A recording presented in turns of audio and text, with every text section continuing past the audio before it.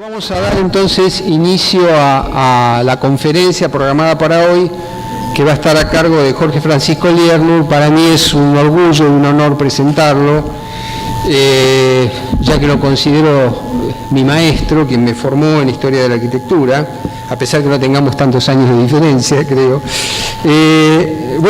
Pancho se formó como arquitecto en la UBA, hizo estudios en el IUAB, en el Instituto Universitario de Arquitectura de Venecia, junto a Manfredo Tafuri, en los años 70, y podríamos decir que construyó en la Argentina una tendencia historiográfica que tiene que ver con Tafuri, con la Escuela de Venecia, que nucleó un montón de gente, que dio como resultado un amplio espacio académico que se reflejó luego en algunas iniciativas, por ejemplo, como la revista Blog.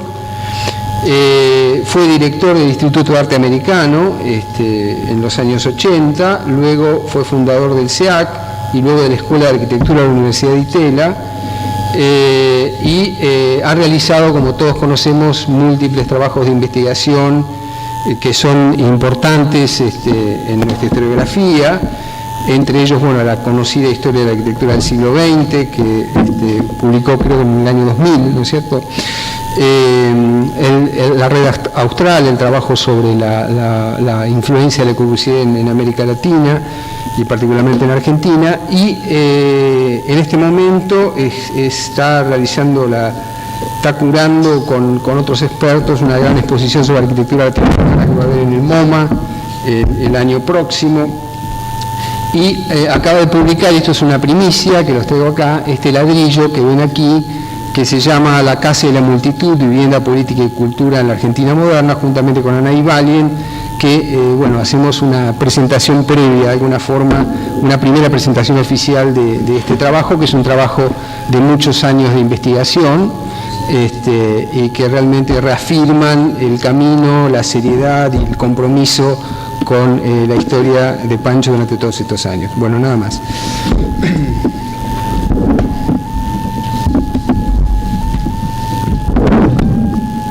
Bueno, buenas tardes, noches. Muchas gracias por la invitación. Por supuesto, quien se siente honrado soy yo, porque por el lugar que me han dado en la conferencia, por haberme invitado, por volver a esta casa. He vuelto ya unas cuantas veces, pero cada vez que vuelvo no deja de sacudirme, porque vine mucho tiempo, desde hace muchos años.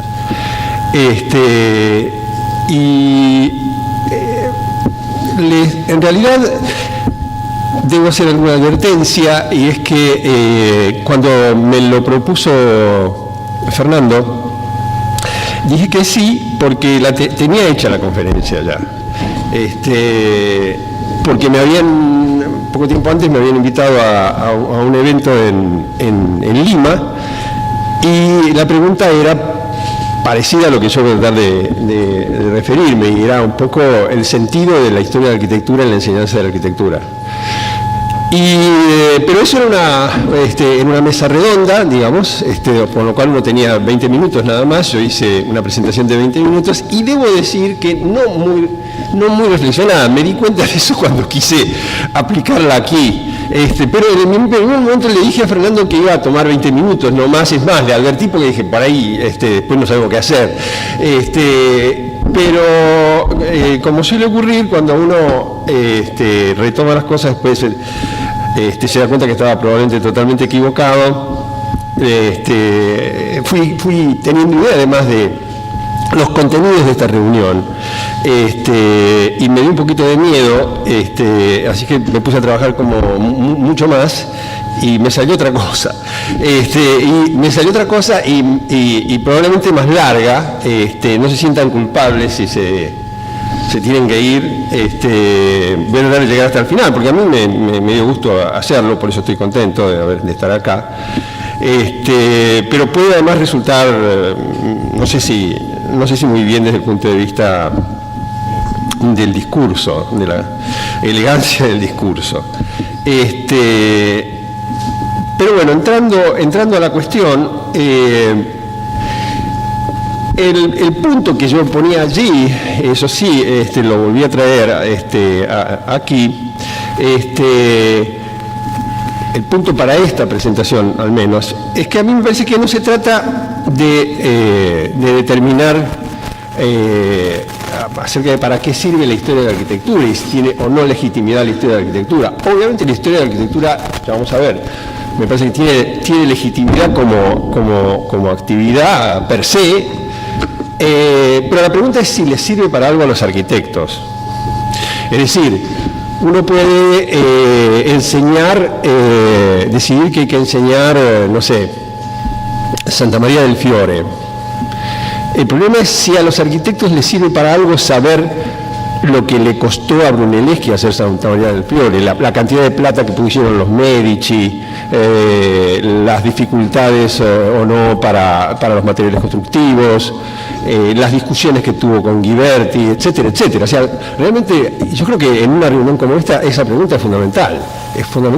Y me parece que de esa pregunta, de la respuesta a esa pregunta, depende nuestra supervivencia como corporación, si quieren, digamos, y nuestros sueldos en última instancia, que no es poca cosa, a la larga. Hubo un simposio que supongo que habrá sido citado, más bien un número, no sé si fue un simposio, pero un número del Journal of the Society of Architectural Historians en 2002, de septiembre de 2002, dedicado a este tema, con muchas contribuciones que tampoco creo le muerden la yugular al tema, digamos, porque en general describen cómo ha sido la enseñanza de arquitectura en distintos lugares, pero no, por lo menos yo no encontré que hubiera respuestas fuertes a este tema. Debo decir que si uno, la pregunta se consolida, si uno mira, yo lo googleé, los currícula de otras facultades, por lo menos lo hice con la UBA, y debo decir que confirmé que ni odontología, ni medicina, ni ciencias exactas tienen sus historias respectivas. Entonces, aquí hay una particularidad. Y cuesta a los decanos, en el presupuesto les incide eso. Y si no, digo en serio esto, si no está claro para qué sirve, esos presupuestos se van a ir restringiendo cada vez más. Y no sé si esa no es, o no por momentos ha sido tendencia, a veces crece y a veces baja. Encontré también un simposio previo al de 2002, que es uno del 67, ahí sí es un simposio de la Society of Architectural Historians, y ahí encontré un texto muy significativo de Sibyl Moholy-Nagy, donde ella dice una investigación acerca de la metodología de la enseñanza de la historia a estudiantes de arquitectura se reduce a 3 puntos decisivos. Uno, ¿por qué o para qué enseñar una disciplina que es generalmente rechazada por quienes practican la profesión? Yo estoy casi seguro de que algo así pasa, digamos, y que debe haber muy pocos arquitectos que efectivamente se preocupen demasiado por la historia o no se les oxiden los libros una vez que pasaron a la biblioteca los libros con los cuales estudiaron, digamos. Esa es una. La otra dice, ¿a quién seleccionar para una tarea tan impopular? Y la tercera dice, es cómo implementar el sacrificio, digamos, que significa para los estudiantes, 4 créditos de unidades, dice, para ojos, glazed eyes, dice, ojos congelados, digamos, ¿no? Mirada, crónico ausentismo y condescendencia entre los profesores o respecto de los demás profesores. Y yo creo que y eso es el 67, digamos, y estaban con este tema, discutiéndose este tema. Creo que después cambió la cuestión, supongo que en las distintas mesas debe haber aparecido. Justamente en los años 60, ahí a principios de los 60, empezó a soplar otros vientos, ¿no? Todos recordamos, hubo por lo menos 3 contribuciones que me parecen importantísimas, que produjeron un cambio ahí, que fueron las de Rossi, la de Venturi y la de Colin Rowe, digamos, y ahí apareció una posibilidad de entrada y de interés, digamos, de generar un interés, una mirada menos congelada por parte de los estudiantes, pero yo creo que fue una primavera breve, fue la primavera del posmodernismo, donde efectivamente parecía que los historiadores servían para algo y nos venían a pedir línea para hacer arquitectura. Pero esa primavera se terminó. La pregunta es en qué otra estación estamos, si verano, otoño o invierno. Yo creo que estamos entrando en una zona más bien fresquita, porque me parece que la tendencia creciente es un nuevo regreso a mitos tecnológicos, como los hubo en otros momentos en la historia de la formación de arquitectos y en la historia de la arquitectura moderna, y esta vez la cosa va, como es obvio, por el lado de las computadoras y va por el lado del diseño paramétrico. Y el diseño paramétrico, como todos sabemos, o creemos saber, por lo menos, o creemos tener alguna idea, no solo no le interesa la historia, no le interesa nada, digamos, porque todo, digamos, en realidad de lo que se trata precisamente es cómo hacer emerger el proyecto de data que entra en un ordenador. Digamos, ahí no hay, justamente, es lo contrario, por más que se diga y se practique, obviamente no es solo los datos, pero la preocupación no está en absoluto, diría yo, en cómo se manejan esos datos y por qué se manejan esos datos. Entonces, por eso digo que estamos entrando me parece, en una estación fría, y creo que vale la pena reflexionar sobre esto, porque si esto es así, y creo que es así, y va a seguir siendo así, cada vez más, me parece que estamos, como historiadores de la arquitectura, cada vez más arrinconados en este sentido. Pero esto es la introducción a la cuestión. Déjenme que me refiera a 2 cosas que me parecen fundamentales, sin lo cual no se puede aclarar. Yo voy a entrar a decir cosas ahora que son absolutamente discutibles, totalmente discutibles, son mis opiniones, digamos, es lo que yo creo y simplemente lo propongo como modo de pensar el tema. Cada cual puede tener sus respectivas opiniones, digamos, simplemente, como van a ver, los temas son muy vastos y seguramente vamos a tener mucho disenso, pero así digamos, es como yo lo entiendo. Por empezar, algo que Google básico, no hace falta ir a los grandes clásicos, ni a Brodel, ni nada por el estilo, pero es interesante recordar, historia es investigación, ¿no? En la palabra griega, zoria es investigación, y la palabra zoreni es investigar. O sea, ahí es un dato interesante, que cuando tenemos historia, aparentemente está en la raíz misma de la palabra la idea de investigación. Pero obviamente, de lo que se trata es relacionarse con el pasado, pero teniendo idea de que hay muchas formas de relacionarnos con él. Entonces, lo que me parece que es importante es aclarar, cuando uno habla de historia de la arquitectura, qué quiere decir historia y qué quiere decir arquitectura, a qué nos referimos con historia y a qué nos referimos con arquitectura, y si es una cosa o no lo es. Los alemanes tienen 2 palabras que usan para designar esto mismo, ¿no? Que nosotros usamos solo una, que es historia.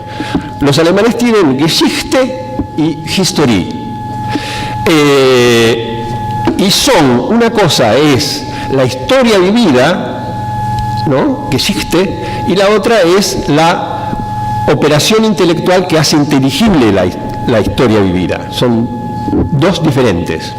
Y eso tenemos que saber qué vamos a mirar y en qué campo nos vamos a ubicar en este uso del castellano, que tiene una sola palabra, que es historia.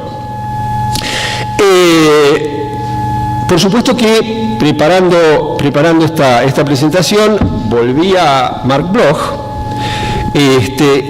y como trata él el tema en la introducción a la historia, Y él critica, por empezar, la definición positivista reductiva de que la historia es la ciencia del pasado. Él dice, ¿qué quiere decir la ciencia del pasado, no? O sea, la ciencia, todo pasó en el pasado. ¿Cuál ciencia, digamos? La ciencia de la química del pasado, la ciencia de la astronomía del pasado, la ciencia de qué, digamos, que un historiador sería una especie de Dios que podría mirar todo y hablar de todo, digamos. Con lo cual es una definición que él, esa pretensión positivista la considera reductiva e imposible, por otro lado. Y entonces él plantea una definición que a mí me parece muy buena y que creo que nos puede llegar a servir, que es que él dice que se trata de todo estudio de un cambio en la duración. Recién hablábamos con Fernando que si el tiempo no se puede conocer, por lo menos uno puede sí conocer qué cambió, que no es meter al tiempo en el medio. Pero a su vez él también critica esta definición porque dice es limitada, es decir, las glaciaciones, por ejemplo, o hay acontecimientos geológicos o de la atmósfera o lo que fuera, que se producen cambios en la duración. Y no basta que sea un cambio en la duración. Entonces, lo que él propone, sí, y me parece que eso es lo que para nosotros es importante, él dice que es, en síntesis, todo estudio de un cambio en la duración debido a la acción humana. Entonces, ahí está acotado. Yo adelanto en este sentido una pregunta que me parece que conviene mantener. El cambio en la duración, lo que Bloch llama el cambio en la duración, es el acontecimiento, ¿no? L'événement, o el evento para nosotros. Pueden haber aquí distintos planos o distintos modos en los cuales se estudia este cambio de la duración, pero me parece que es interesante esta definición porque a nosotros nos obliga a pensar cuáles son los eventos en la arquitectura, en la historia de la arquitectura. ¿A qué llamamos evento? ¿Qué cambios en la duración debidos a la acción humana, obviamente en el caso de la arquitectura no hay necesidad de agregarlo, son los que vamos a estudiar, los que deberíamos estudiar, los que nos deberían preocupar? Pero lo voy a tratar de contestar luego.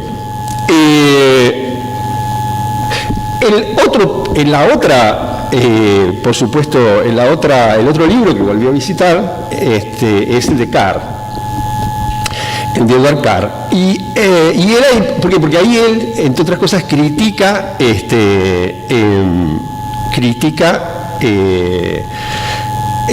la mera definición de historia como un cuerpo de hechos verificados. Él empieza a plantear ahí la idea de que no es solo un cuerpo de hechos verificados, sino que el problema está en cuáles hechos verificados, que también nos lleva al núcleo que a mí me parece interesante desarrollar. Carr cita a Talcott Parsons, quien dice que la ciencia, y uno podría decir también la ciencia histórica, la historia consiste, él lo llama una definición pomposa, en un sistema selectivo de orientaciones cognitivas. Entonces, avanzando sobre esto, sobre el tema de los hechos, en realidad tampoco uno podría decir que se trata meramente de la descripción de un conjunto de hechos.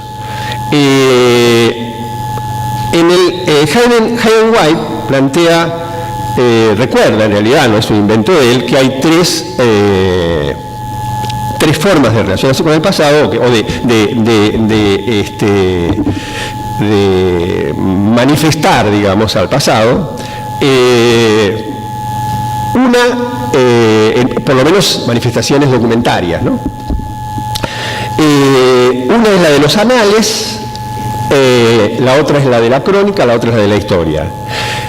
Él dice que los anales es una presentación de hechos sin relaciones. Efectivamente, y él, ¿no? da ejemplos, y en los anales aparece, qué sé yo, tal rey se montó en un caballo, año tal, otra fecha del mismo año se compraron tantas toneladas de no sé qué, otra fecha, 3 años después hubo una batalla y un sábado y se murieron tantos soldados, o sea, una serie de hechos que no tienen, en los anales no hay ninguna relación de los hechos entre sí.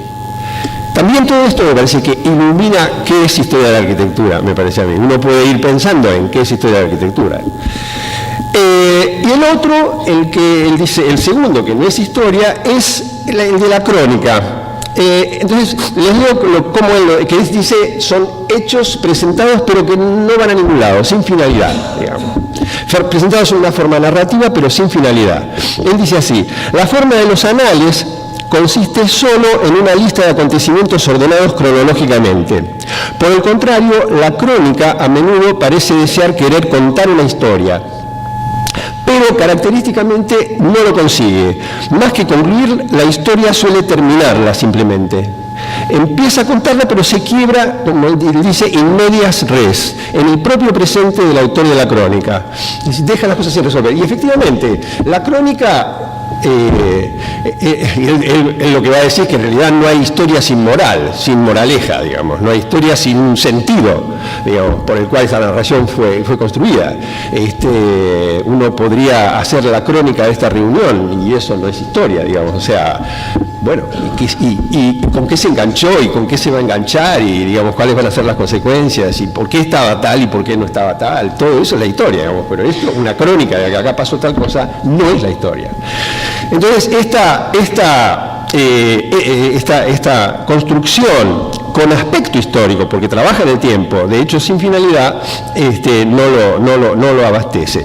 Lo que, como ustedes saben, plantea Hayden White, que corrige y digamos avanza sobre las definiciones un poco limitadas de Carro, de Bloch, que habían sido, ustedes saben, muy anteriores, en los años 40, lo que plantea es el tema de la narrativa, ¿no? El tema de la narración, o sea, la capacidad de concebir, lo estoy citando, un conjunto de acontecimientos como pertenecientes al mismo orden de significación. Eso es lo que transforma a la crónica o a los anales en historia, digamos, lo que sería pertenecer, ser construidos en un mismo orden de significación. El relato histórico, dice él, dota a esta realidad de una forma y por tanto la hace deseable en virtud de la imposición sobre sus procesos de la coherencia formal que solo poseen las historias. Lo que está hablando Hayden White es que entonces en historia se supone hay una coherencia interna dentro del relato, una constitución, digamos, una estructura interna del relato, a eso lo llama la narración, y eso es lo que transforma una serie de hechos o una serie de acontecimientos en historia.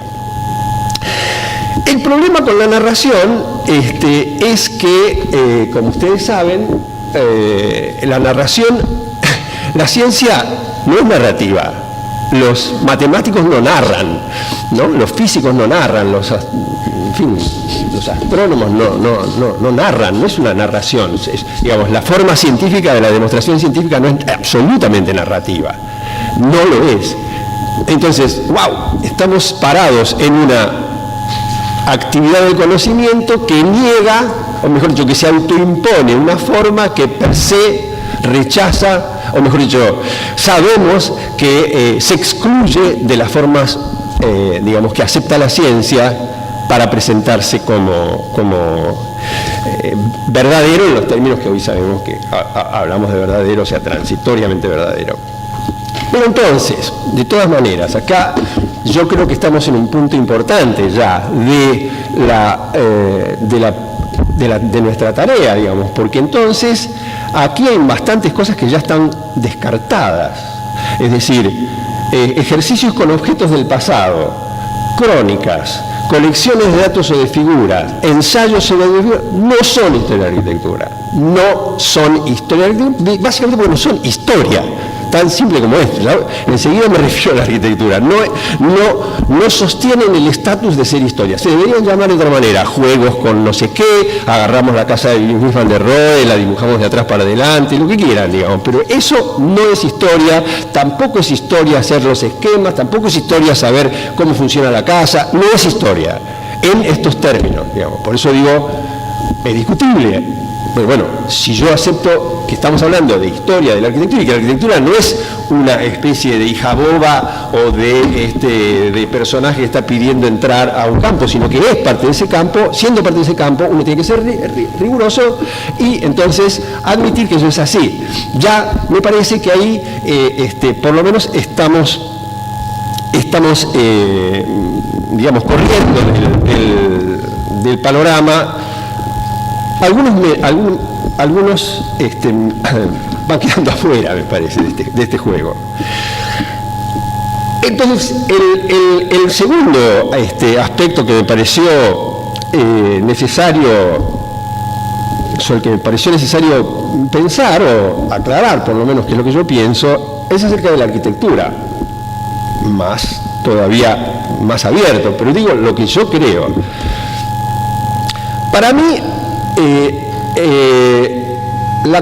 primer lugar, yo digo, creo que la construcción de cobijos, uno podría decir, la base de la arquitectura es la construcción de cobijos para actividades humanas, pero la construcción de cobijos en sí no es arquitectura. Una abeja construye celdas del panal y no es una arquitecta, digamos. Entonces, de ahí en adelante, o sea, los animales construyen cobijos, pero eso no es arquitectura. Los cobijos humanos, yo diría, son una construcción basada por empezar, sobre el saber hacer heredado de la tradición. Y esto creo que tampoco necesariamente se refiere a la arquitectura. Yo creo,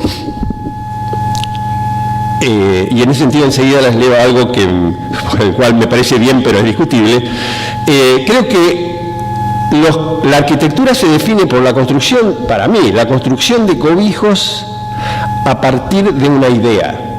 Y es la organización racional de necesidades y posibilidades para resolver esas necesidades de acuerdo a ciertas posibilidades dadas. El texto que les quería comentar es el de Marx en el libro primero del Capital, que es muy conocido, pero que viene totalmente al caso, cuando él dice: la abeja hace avergonzar a muchos arquitectos con la construcción de sus celdillas de cera. Pero lo que distingue desde el principio al peor de los arquitectos de la mejor abeja es el hecho de que él ha construido la celdilla en su cabeza antes de construirla en cera. Yo creo que está bien esta definición que da Marx, porque acá Marx pone la idea del proyecto en el centro. Pero me parece, al menos a mí me hace entrar en una zona patinosa, digamos, resbalosa, porque me pregunto en qué medida el constructor qué sé yo, cualquiera, tomemos un ejemplo obvio de los constructores, digamos, de una vivienda de los Yanaconas, no sé dónde, trabajan con eso. Nosotros lo podemos llamar proyecto. Yo prefiero llamarlo de otra manera, digamos. Me parece que eso no es proyecto, eso es herencia de prácticas de la tradición, digamos, repetición de prácticas de la tradición. Creo que en la idea de proyecto, y eso no está en Marx, en la idea de proyecto hay una cuestión fundamental, que es la crítica de la tradición. No hay proyecto en mi modo de ver si no hay crítica de lo precedente. El arquitecto se distingue del constructor que construía de las mismas maneras que podemos decir, en el hecho de que tiene un proyecto, pero ese proyecto es crítico del precedente. Hay una operación consciente de superación, de transformación, etcétera, de la tradición. Si no, no hay proyecto. Si no hay práctica heredada, que es diferente, a mi modo de ver. Y además hay otra diferencia que creo que es fundamental y que hace entonces como yo puedo encarar el tema de la enseñanza o no de la historia de la arquitectura, y es que es el tema de que el proyecto es una propuesta de organización de necesidades y posibilidades en función de un determinado propósito comunicativo contingente y una crítica de lo existente. Yo diría, esa es la definición para mí, digamos. O sea, si no hay propósito comunicativo, no hay proyecto. Hay proyecto porque hay propósito comunicativo. Cualesquiera. Pero eso es lo que hace, eso es lo que empieza a hacer entrar a esa idea del propósito comunicativo consciente, esa idea es lo que hace entrar, lo que me parece a mí, o por lo menos a mí me obliga a poner en relación a ese individuo que hace el proyecto en relación con la sociedad. Si no hay propósito comunicativo, es simplemente un hecho técnico. O sea, la crítica puede ser meramente técnica y se acabó. Y yo creo que la arquitectura no es meramente un hecho técnico, sino que está, digamos, yo creo que es parte de la condición humana y es una disciplina y está en otro nivel que el mero hecho técnico. Entonces, esa diferencia no técnica es el propósito comunicativo. Entonces, definido a mi modo de ver, o definido, por lo menos establecido un cierto panorama de qué entiendo por historia y qué entiendo por arquitectura, la pregunta es ahora, ¿qué es esto de historia de la arquitectura y para qué sirve la historia de la arquitectura para los arquitectos? ¿Para qué debería servir? Aquí hay déjeme hacer una diferencia que también me parece que es importante. De la misma manera que Geschichte y Historie, digamos que yo decía en el caso del alemán, en inglés uno puede decir Architectural History y The History of Architecture. Y Architectural History y The History of Architecture no es lo mismo. No es lo mismo. Y por eso es muy difícil traducirlo, porque ¿cómo diría uno? La historia arquitectural y la historia de la arquitectura. Es difícil decirlo en castellano. Yo lo voy a seguir diciendo en inglés, porque no se me ocurre una manera de decirlo en castellano.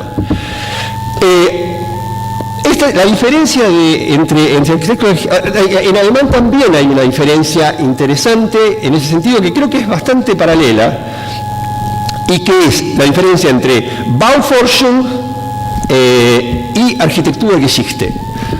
Bau es construir, Forschung es investigación, Architekturgeschichte es historia de la arquitectura, digamos. Y en general, vamos a ver, la definición de Architectural History se asimila bastante a la idea de Bauforschung y la de History of Architecture a la de Architekturgeschichte que decía recién.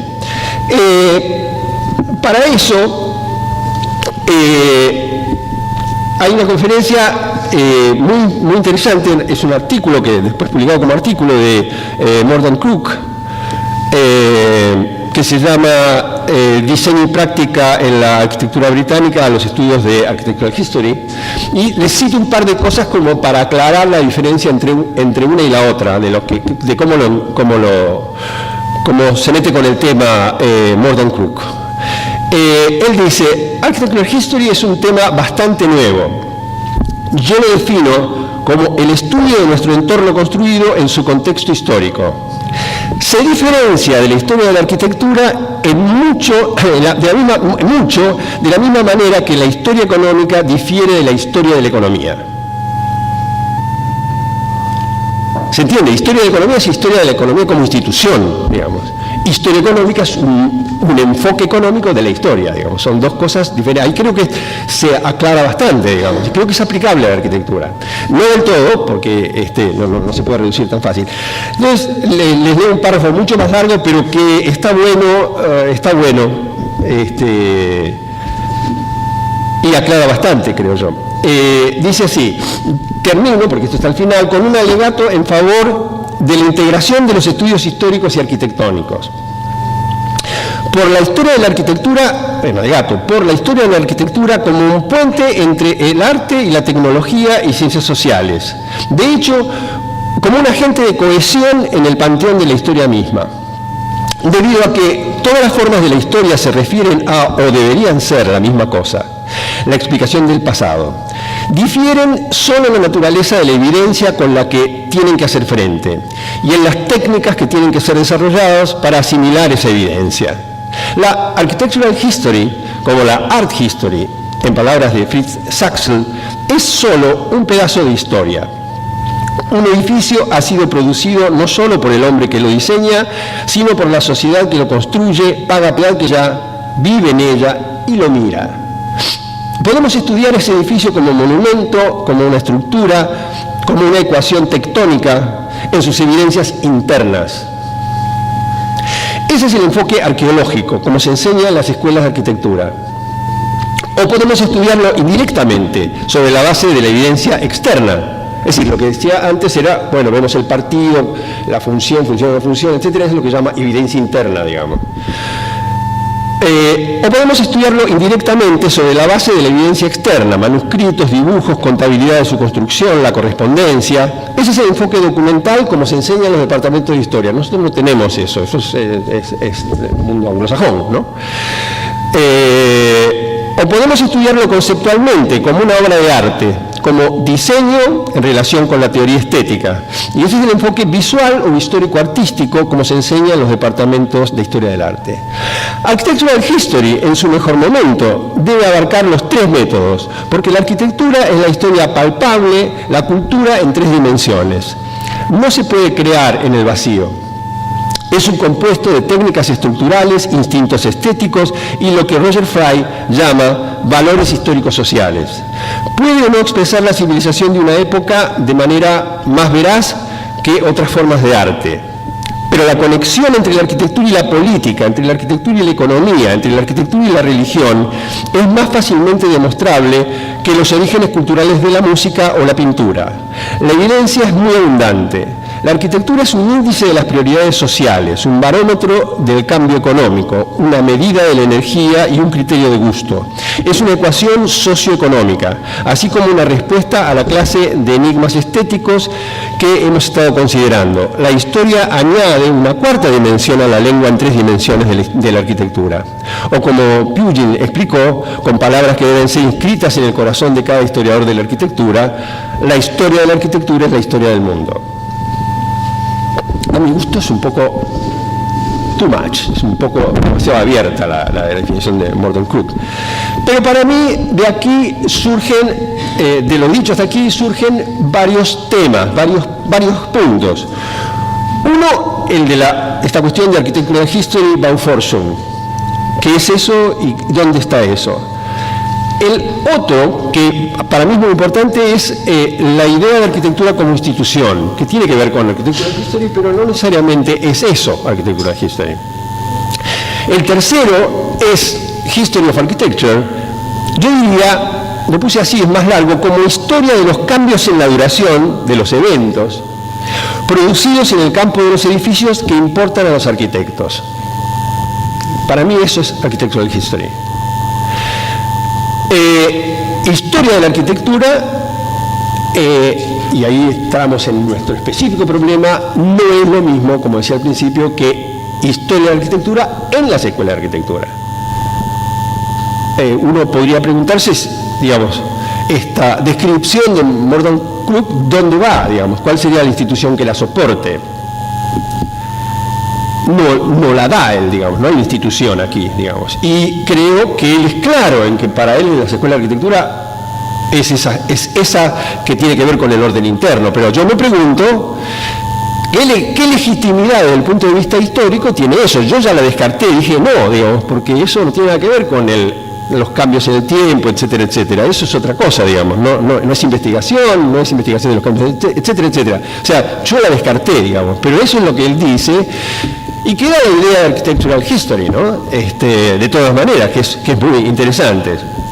Yo creo, en este sentido, Architectural History, en el sentido de lo que dice Morton Crook, tiene que ver con toda la discusión que ha habido en los últimos años acerca del tema de la memoria, digamos, de los lugares de la memoria, ¿no? Nora, etcétera, etcétera. La gran, digamos, el rescate de que existiría por fuera de lo que los arquitectos han estado pensando, que han llamado historia de la arquitectura, o History of Architecture, existe un mundo de enorme de objetos y protagonistas sujetos a ser estudiados y que han sido descartados por esa History of Architecture que decía antes. Eso es, digamos, y ese mundo es el mundo que en teoría, digamos, se incluye dentro de esta cuestión de la recuperación de la memoria. También me parece que hay aquí, y es interesante, otra cuestión ligada a esto, porque parte justamente parte de eso que ha quedado afuera de la History of Architecture son los subalternos, obviamente. Los subalternos de todo tipo. Y aquí, para mí es fundamental personajes, digamos, abordajes como el de Gramsci, digamos, una historia que es una historia no solamente de los grandes testimonios o de los testimonios de los que pudieron dejar testimonio, sino también de los testimonios que no pudieron dejar testimonio, ¿no? Y yo creo que eso forma parte de esto que Morgan Cook, para mí, acertadamente llama Architectural History. Y bueno, a esto ha sido, digamos, desde Gramsci para acá, toda la escuela inglesa, Thompson y demás, implican arrimarse a estudiar estos temas. Digo, paso aviso, en mi caso personal, yo no le dediqué todo el tiempo que le dediqué al libro que acaba de mostrar Fernando, porque no me interesa ese tema, me interesa y muchísimo, me parece que es fundamental. Pero eso no quiere decir que estemos adentro de la escuela de arquitectura, ¿eh? Eso quiere decir que a mí estoy de acuerdo con esta idea de ampliar ese horizonte y pensar que el entorno construido y ahora mucho más con el ambiente construido forman parte de este tipo de estudio. Por supuesto que aquí interviene el tema, aquí aparece sin ninguna duda el tema de la preservación dentro de aquellas cosas por las cuales se interesa la Architectural History, que son precisamente, además en función de su cualidad, incluso de documentos de otras gentes, de otros pasados, de otros sectores sociales, etcétera, etcétera. La pregunta, hay dos cuestiones que a mí me parecen importantes. La actividad para la actividad de preservación, yo creo que como yo lo voy a entender y lo voy a decir, de History of Architecture, la History of Architecture es una, incluso la Architectural History, es una ciencia o un saber de apoyo secundario. El corazón del tema de preservación tiene que ver con muchas cosas y no solamente con la actividad de la investigación histórica.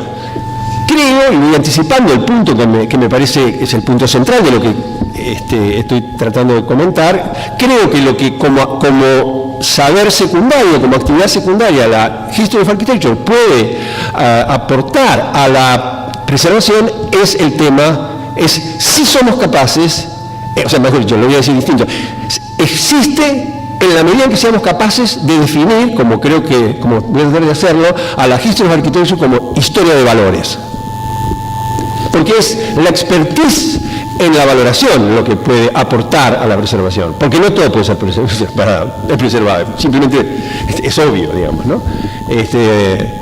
Recuerdo alguna vez que hablando de temas de los temas de carencias de vivienda en Italia, Tafuri me decía, ¿qué tenemos que hacer? ¿Qué tenemos que hacer con Venecia? Venecia, ok, Venecia se puede mantener porque es un lugar y el mundo, o sea, habrá japoneses que la pueden financiar, pero toda Italia es Venecia y se viene abajo.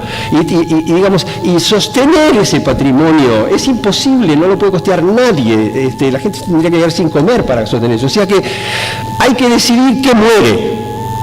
Hay que decir que muere, y esto es importante porque tiene que ver también con la cuestión de la memoria en tanto olvido, digamos, ¿no? Entonces, valores implica memoria y implica olvido, la capacidad de olvidar, y decidir nosotros, si somos eso, o algunos de nosotros, a los que nos interese ese tema por lo menos, tenemos que hacernos creíbles en la capacidad de decretar sentencias de muerte, yo diría, y de vida. Pero lo que quiero decir con esto es que eso es Architectural History, o Bauforschung, como decía en el caso de Alemán. El otro tema que surge, que a mí me parece que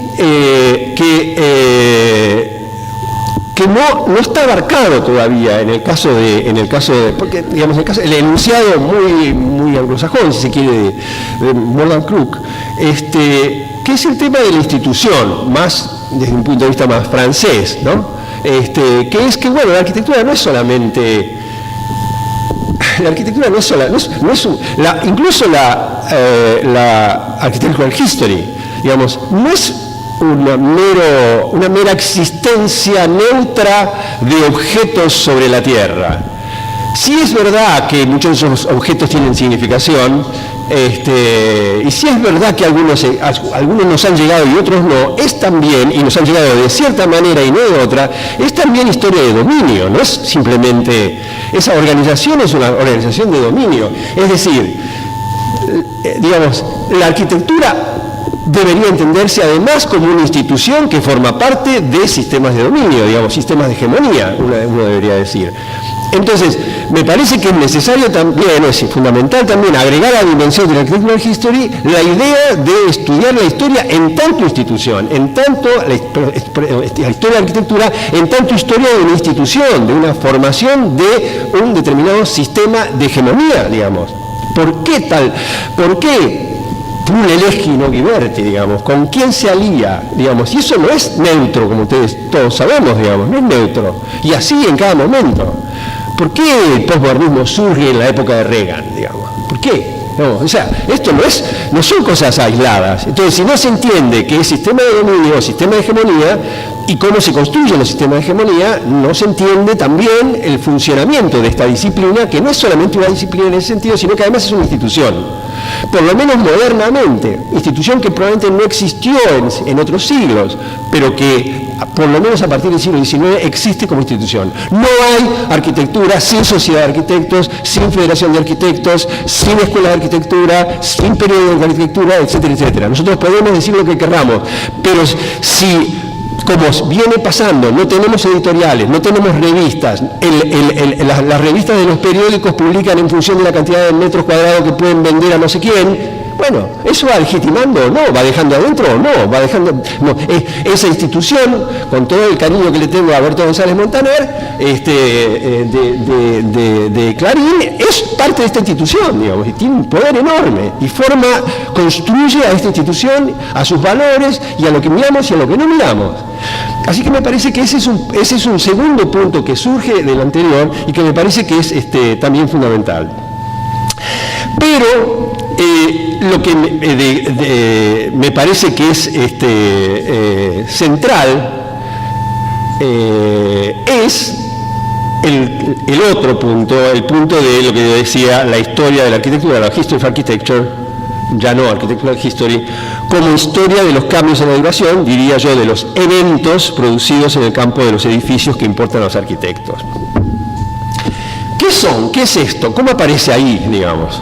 ¿Cómo se construye eso y cómo aparece ahí o cómo entenderlo? Yo simplemente hice algún ejercicio de mirar de atrás para adelante, muy poco, pero ver que incluso en Vitruvio, digamos, incluso en una presentación de la arquitectura, que ni siquiera es una historia de la arquitectura, obviamente, es una presentación de la arquitectura, que nos presenta como corazón de su sistema, digamos, el sistema de los órdenes.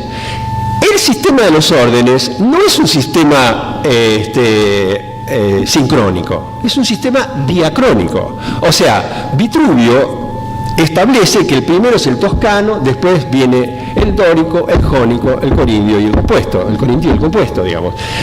Lo que pasa es que después pueden coexistir en el tiempo y pueden dialogar y pueden ser usados de una cierta manera. Pero lo que hay en la mirada de Vitruvio es algo que a mí me parece muy importante, que es la idea de que, digamos, uno puede empezar a pensar que esos cambios, esos son los eventos de los que yo venía tratando de encontrar hasta aquí.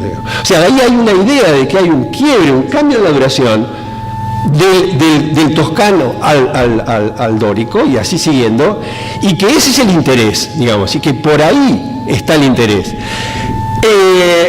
Cuando en el caso del yo les decía, yo de arquitectura medieval no sé nada, y patino mal, digamos, pero mi impresión es que, y también tratando de repasar, y no es que no encontré ninguna cosa a la cual agarrarme fuerte, pero no puedo dejar de mencionarlo, y me parece que efectivamente ahí hay una transmisión del saber hacer, digamos. Por eso es importante mi crítica a lo de Marx, digamos, no es simplemente, ahí hay una transmisión del saber hacer. Es posible que haya un saber hacer crítico en algunos momentos, y es posible que allí haya proyecto, es posible, habría que estudiarlo con mayor profundidad. Pero insisto, no es mi fuerte, lo cual es un agujero enorme. Pero lo que sí me parecía importante era pasar por eso, pero entender que cuando Alberti recupera Vitruvio y su historia, subrayado, de la construcción de los órdenes, también, digamos, Alberti introduce otra cosa que no está en Vitruvio, que es la Biblia. O sea, allí es la gran historia, que va a seguir siendo la gran historia hasta la Ilustración, digamos. El gran libro de historia de Occidente, digamos, y yo me estoy refiriendo a Occidente por ahora, es la Biblia, digamos. Y, digamos, lo que aparece en todo caso como justificación histórica y como problema, para mí es un grave problema de Alberti, teórico, es cómo juntar, o sea, cómo explicar el orden, la aparición de los órdenes con Jerusalén. Que ese problema no lo tenía Vitruvio, para nada. Digamos, cómo meter Jerusalén, cómo meter los asirios, cómo meter Egipto, cómo meter una historia que es la historia de la Biblia, pero lo que me parece que es importante es que en el caso de Alberti lo que aparece, la historia aparece como legitimación de una operación que estaba tratando de construir, y aparece en ese sentido la historia en Alberti. El paso siguiente que a mí me pareció interesante marcar, o que al menos que a mí me sedujo en este paseo, es el de Vasari, es el de Giorgio Vasari, sin duda, que es porque nos acerca a nosotros, digamos, porque ya es nuestro problema, digamos, porque a Vasari no le basta como Alberti hacer una descripción genérica. Vasari dice y Brunellesco. Vasari dice Michelangelo, tal día, en tal digamos, y aparece el individuo, aparecen los individuos en Vasari. Entonces ahí el problema es más complicado, porque además, digamos, ¿qué es la pregunta de Vasari? Yo ahí creo que él divide claramente en dos tipos de evento, en ese momento por lo menos 1542, que es el evento técnico y el evento estilístico, digamos. El sentido no es solo a la vitruviana, digamos. Para Vasari, o sea, tomando a los dos personajes, Brunelleschi es la descripción del esfuerzo de un cambio técnico, básicamente. Y uno diría, bueno, por ahí no hay problema. Serían los eventos, los cambios técnicos, pero yo acabo de decir hace unos pocos minutos que me parecía que es una barbaridad, que no son los cambios técnicos, es otra cosa en la arquitectura. Y ahí es donde Vasari, por suerte, no solamente habla de Brunelleschi, sino que también habla de Miguel Ángel. Y permite, y eso es lo que me parece fantástico, permite que Miguel Ángel innove. Entonces, hay una tensión que Vasari reconoce y introduce, y que es que hay una regla y que los individuos pueden manejar esa regla y pueden llevarla al punto de ruptura a la regla y con eso cambiar el juego de reglas. Eso me parece fundamental, porque tiene totalmente que ver, me parece a mí, con las respuestas posibles. El siguiente episodio que me parecía importante, que tiene que ver con los problemas que se generan en la relación con la historia, y estamos hablando de precisamente un tiempo en el cual el pasado estaba absolutamente presente, era parte de la legitimación del sistema. El otro evento importante, obviamente, es la primera historia, es Fischer von Erlach en 1721, el Entwurf einer historischen Architektur, que por primera vez menciona el tema de la historia. Paradójicamente, sin embargo, Fischer-Bonnerla habla de la historia en un libro que es básicamente una ampliación geográfica. Es lo que introduce Fischer-Bonnerla para reducirlo es China.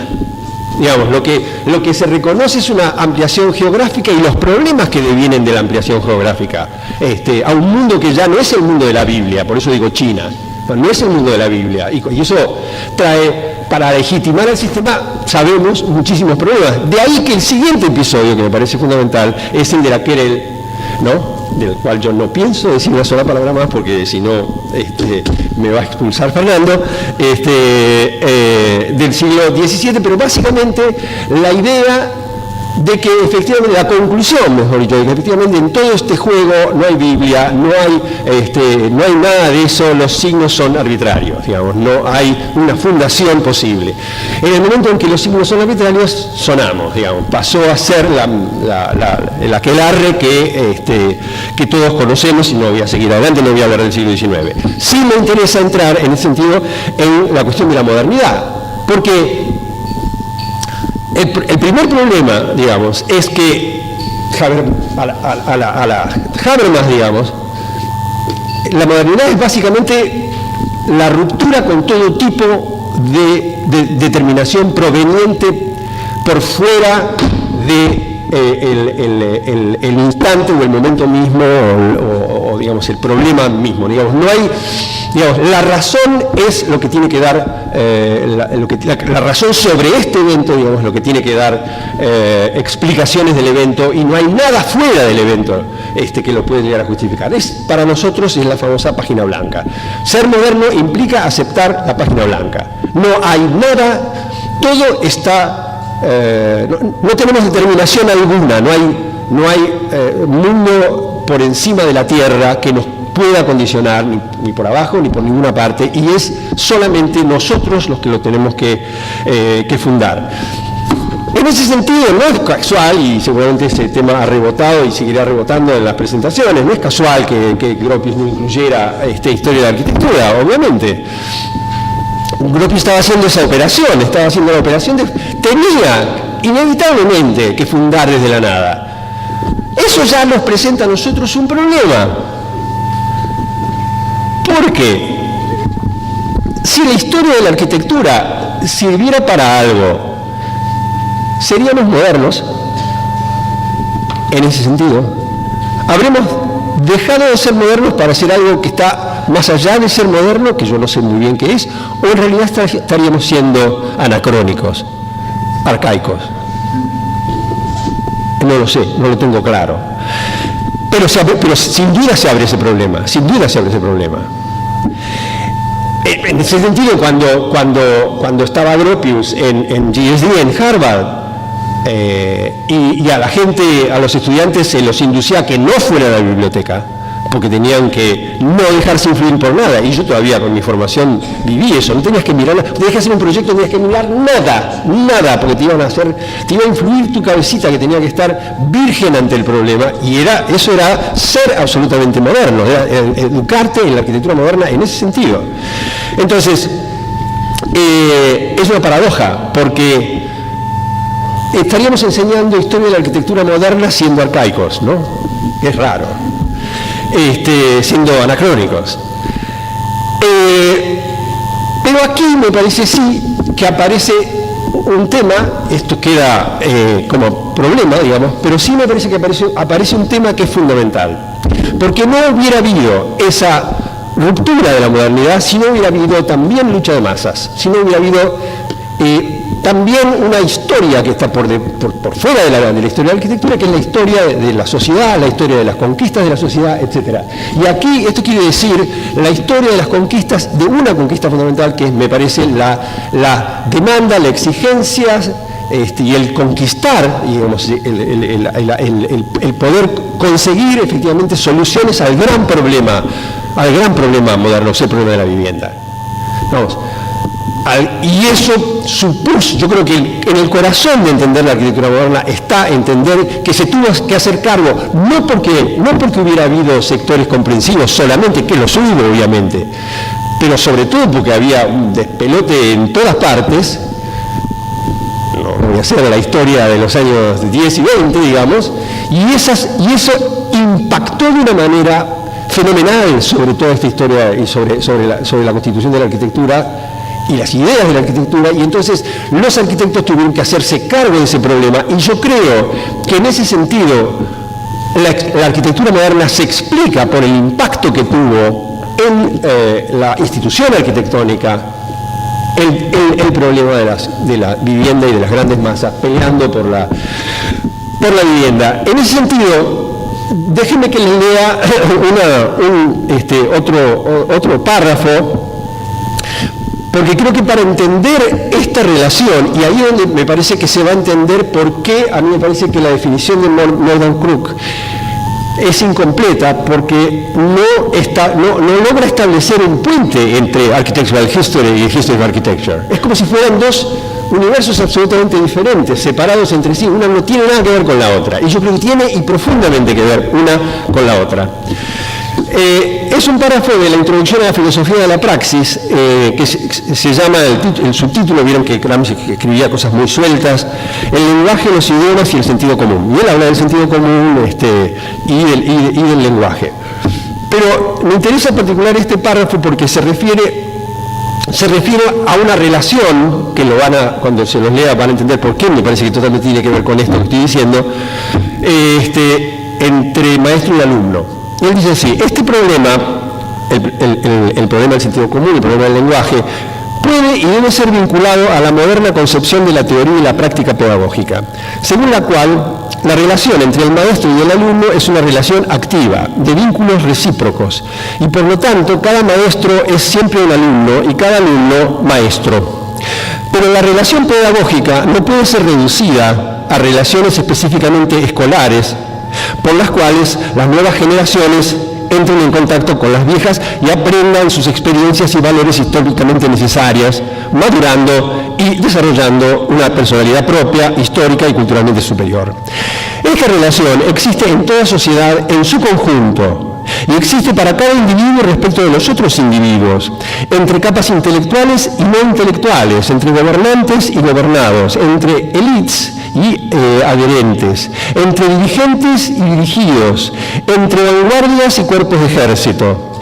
Cada relación de hegemonía es necesariamente una relación pedagógica y se verifica no solo en el interior de una nación, entre las diversas fuerzas que la componen, sino en todo el campo internacional, entre complejos de civilizaciones nacionales y continentales. Por ello, se puede decir que la personalidad histórica de un filósofo individual se halla también determinada por la relación activa existente entre él y el ambiente cultural que quiere modificar, ambiente que se regenera sobre el mismo filósofo y al obligarlo a una continua autocrítica funciona como maestro. Si ustedes cambian la palabra filósofo por arquitecto van a entender por qué, digamos, a mí me parece que lo podrían leer de esa manera. Por ello se puede decir que la personalidad histórica de un arquitecto individual se halla también determinada por la relación activa existente entre él y el ambiente que quiere modificar. Ambiente que se regenera sobre el mismo arquitecto y al obligarlo a una continua autocrítica funciona como maestro. Es decir, entre Architectural History y History of Architecture, que es la historia de los arquitectos, hay una relación fundante, no hay una sin la otra. Los arquitectos aprenden en el Architectural History, y la Architectural History también expresa a los arquitectos, y una y la otra están juntas, no se puede estudiar una sin la otra, porque si no, no se entiende nada, digamos, porque es en esta tensión donde esta historia se desarrolla.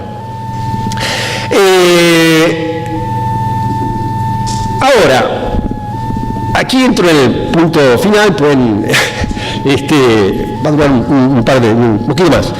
Pero ¿qué es el tema? Muy bien, entramos, aceptamos que existe Architectural History y History of Architecture.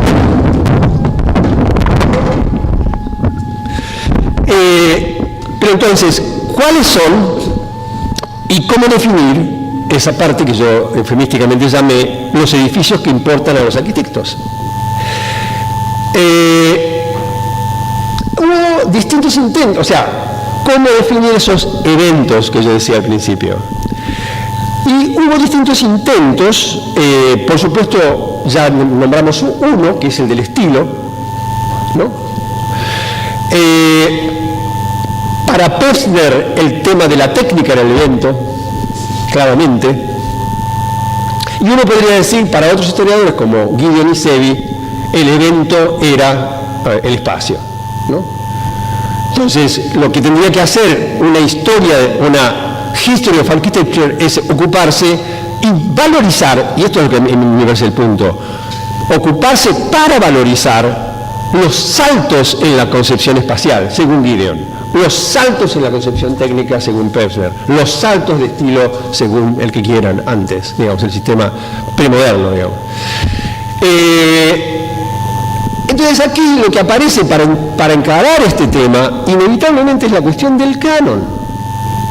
Y yo creo que de aquí quizás pueda surgir alguna pista también, que no va a ser mi función, acerca de cómo podría enseñarse en todo caso y no perder nuestros puestos.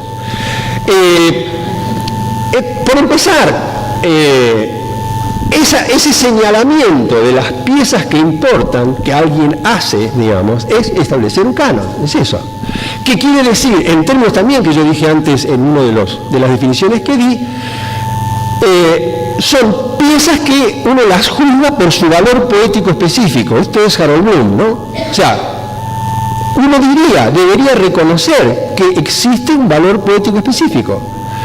Quien tenga que ejercer función de crítica, inevitablemente tiene que... yo estoy siendo jurado en un concurso para un premio de arquitectura de América y hay que darle a uno y hay 250 candidatos. Eso es... Y uno se puede poner de acuerdo, eso es lo peor de todo, eso es lo más escalofriante, que sí te pones de acuerdo. Entonces, ya, a pesar de discusiones y demás, pero ¿qué es eso? Es establecer canon y juzgar el canon. Brevemente, a mí me parece que es muy interesante en la idea de Bloom, la idea de que en realidad la construcción del canon a lo largo de la historia es algo así como es darwiniana. Sobreviven los mejores. Sobreviven los que a lo largo de los siglos les dieron con todo. Se cayeron, se volvieron a levantar, se olvidaron, se volvieron a levantar, etc. Y ahí están. Él diría, ahí está Shakespeare, digamos, ¿no? O sea, chao, existe, digamos, viene hacia nosotros.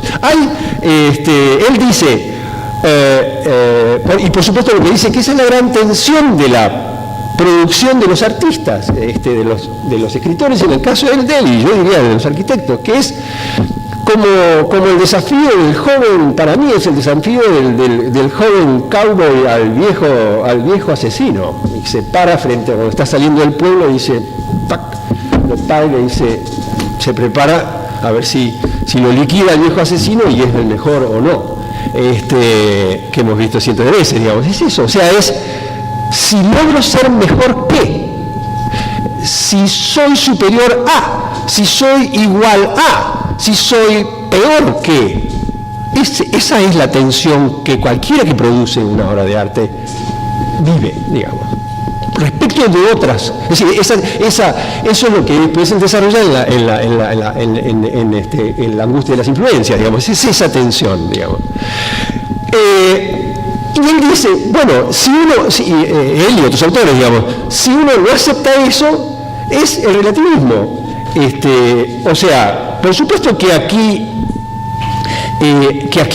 se presentan miles de problemas teóricos, por supuesto que hay problemas de arbitrariedad, por supuesto que el canon, por ejemplo, digamos, en el canon que desarrolla Bloom hay mujeres, qué sé yo, o sea, hay género, hay luchas de todo tipo, por supuesto que el canon también es una lucha. Eso no quiere decir que el canon no sea importante, aún en su dinamismo. Ese es un punto, o por supuesto también que hay cosas que, como decía, subieron o bajaron. El barroco era una porquería y después dejó de serlo. Los que financiaban el Museo de las Artes se reventaron los patacones comprando obra Pompier, que está enterrada en el subterráneo del Museo de Bellas Artes, porque a nadie le importa, porque le importaba en ese momento, lo que importaba era el impresionismo. Y bueno, esas cosas, y Van Gogh, bla, bla, todo eso lo conocemos, por supuesto que esos temas existen. Yo me estoy estoy refiriendo al hecho del canon y aún con su dinamismo. En el extremo, de gustibus non est disputandum, ¿no? O sea, sobre gusto no hay nada escrito. En el extremo, si uno no acepta que hay canon, y que hay un canon discutible, pero que existe el canon, no, entonces todo es igual. Entonces no hay manera de ejercer ningún tipo de juicio de valor. En cualquier momento que se establezca un juicio de valor por el valor poético en sí de una obra, inevitablemente uno está hablando de canon. Mucho más, me parece a mí, se hace necesario trabajar este tema del canon en la condición moderna, precisamente, porque la condición, a nosotros, y ahí yendo a ¿para qué sirve esto? Porque en la condición moderna, como nosotros no tenemos nada escrito atrás que nos garantice nada, lo único que tenemos es espíritu crítico. Y el espíritu crítico se forma con el canon, no hay otra manera. El espíritu crítico significa decir esto es mejor y esto es peor, esto es malo, esto es bueno, esto es mediocre. Y creo que eso es fundamental, y digamos, creo que ahí se va arrimando más el bochina, ¿para qué sirve todo esto, digamos? Claro, después habría que ver cómo se lo enseña. Perfeccionando la cuestión, uno diría que el canon implica el conocimiento del sistema de reglas en un momento dado, y la comprensión en la maestría de su uso, que es Vasari, Michelangelo, digamos. No solo el sistema de reglas, sino que además las usa de una manera como nadie las había usado antes, y extrae ese sistema de reglas algo que nadie, y en ese sentido esto es muy moderno, porque si bien hay civilizaciones como la China, digamos, hay evoluciones en la caligrafía china, por ejemplo, sí, digamos, no es siempre igual, pero ahí sí, siempre aparece Egipto en el medio, ¿no? Donde nada cambiaba, después ahí hay toda una discusión, pero bueno, y ahí cómo entra la individualidad, pero esta cuestión de la individualidad y del rol de los individuos, de los creadores en esta cuestión, me parece que es fundamental. Pero siempre, a mí creo yo, entendiendo que el sistema de reglas en la cultura es parte de un sistema de hegemonía,